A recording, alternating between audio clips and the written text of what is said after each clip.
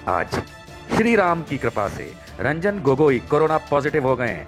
अमित शाह, शिवराज सिंह चौहान, येदुरप्पा, स्वतंत्र सिंह भाजपा उत्तर प्रदेश चीफ और अब रंजन गोगोई।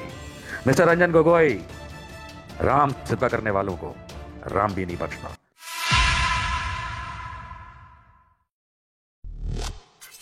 नरेंद्र मोदी नकली शिलान्यास करने अयोध्या जा रहे हैं क्योंकि 1989 में पहले हो चुका है। उसका सारा का सारा श्रेय एक आदमी को जाता है जिसका नाम है रंजन गोगोई, जिन्होंने जाने किस तैश में आकर के बेसिर पैर का क्या कंसिडरेशन किया मुझे नहीं पता, लेकिन मेरे हिसाब से गैर कानूनी गलत उन्होंने जजमेंट सुनाया। जो राम मंदिर बाबरी मस्जिद का मैटर चल रहा था, मेरे हिसाब से उनका निर्णय गलत था, गैर कानूनी था।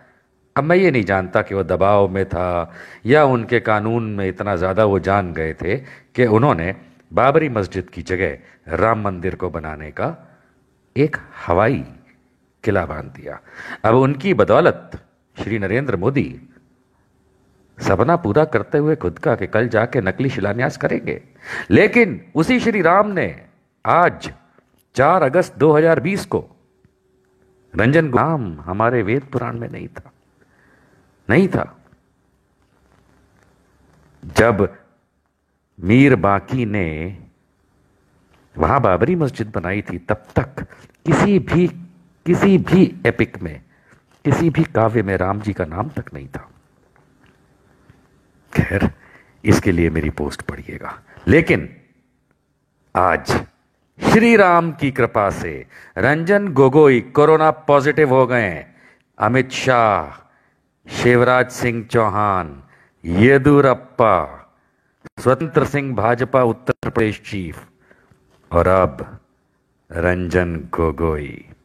मिस्टर रंजन गोगोई, राम सिद्ध करने वालों को राम भी नहीं बख्शता। ये श्री राम की कृपा ही थी कि जब कभी भी बाबा मस्जिद बनी थी, और आप श्री राम के खिलाफ जा रहे हैं। शर्म आनी चाहिए। देखिए, कोरोना जो बीमारी है, इन्फेक्शन है, उसको लेकर के भारत सरकार ने जो भी अभी तक आंकड़े रिलीज किए हैं उनको कोई चैलेंज नहीं करता है। क्यों? क्योंकि वो सही हो सकते हैं, पर वो सही खाली इस मात्रा में हो सकते हैं कि जितने उन्होंने टेस्ट किए। लेकिन जहां तक मैं मानता हूं कि वो आंकड़े जो हैं वो एक्यूरेट नहीं है। अब यहाँ एक्यूरेट और जो मैं कह रहा हूँ सही है, उसमें मैं तफावत बता देता हूँ, उसमें डिफरेंस बता देता हूँ। जितने उन्होंने टेस्ट किए भारत सरकार के तहत, राज्य सरकारों ने, भारत सरकार ने जितने भी कोरोना के टेस्ट किए अब तक और कोरोना पॉजिटिव उनको मिले, वो ठीक है, अपनी जगह हो सकता है। मैं मानता हूँ कि उसके अंदर एक व्यक्ति के एक से ज़्यादा टेस्ट भी काउंट हुए होंगे, लेकिन ये एक फिनोमिना है। अब समझने वाली बात यह है कि भारत के अंदर कोरोना के टेस्ट किस दर पे हो रहे हैं एवरेज।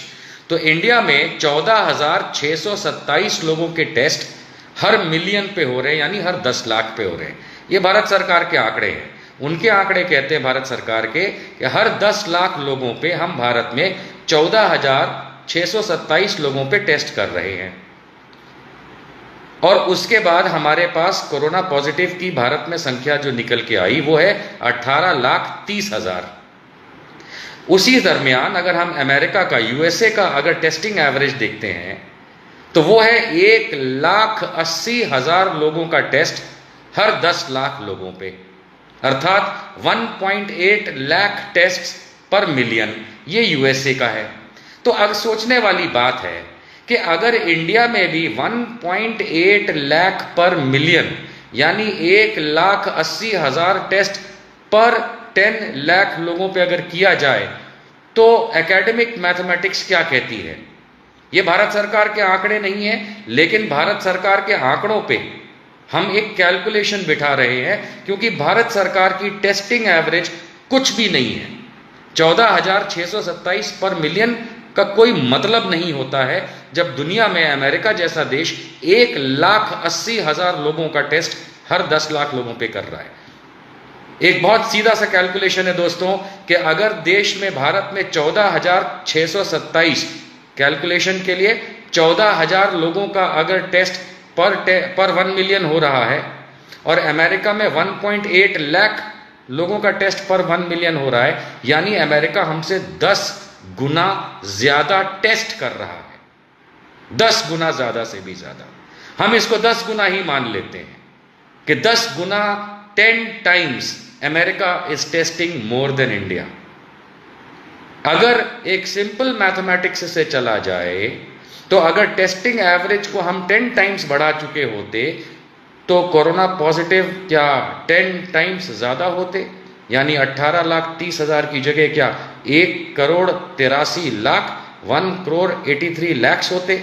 ये एक एकेडमिक प्रश्न है और इस एकेडमिक प्रश्न का हल तो तभी मिल सकता है जब भारत सरकार ये पक्का करे कि हम भी अमेरिका जितनी टेस्टिंग एवरेज लाएं। अगर भारत सरकार एनडीएमए का कानून लगा हुआ है, इसके तहत अगर पूरे देश में अगर टेस्टिंग एवरेज 1,80,000 पर मिलियन कर दे तो मेरे ख्याल से वो अमेरिका की एवरेज के बराबर आने पे 10 टाइम्स आपका रिजल्ट भी आएगा।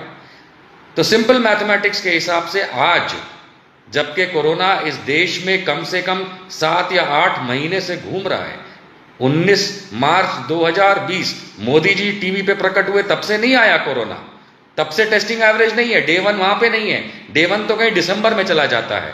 कहने का मतलब यह है कि अगर अमेरिका हमसे 10 गुना ज्यादा टेस्टिंग करता है और हम 14,000 की टेस्टिंग एवरेज पे अगर 18,30,000 का काउंट है, तो अगर अमेरिका 1,80,000 पर मिलियन करता है यानी हमसे 10 गुना ज्यादा, if we also do 10 times than our current average, then our results will also be 10 times. इसका मतलब है जो 12 लाख लोग अभी इस समय ठीक हो गए हैं वो 1,20,00,000 लोग ठीक हो गए हो उस सिंपल मैथमेटिक्स में, और इस समय 60 लाख से ज्यादा लोग बीमार भी हों और टोटल 1,80,00,000 है। ये सिंपल मैथमेटिक्स है, एकेडमिक है, आप लोगों पे छोड़ता हूं।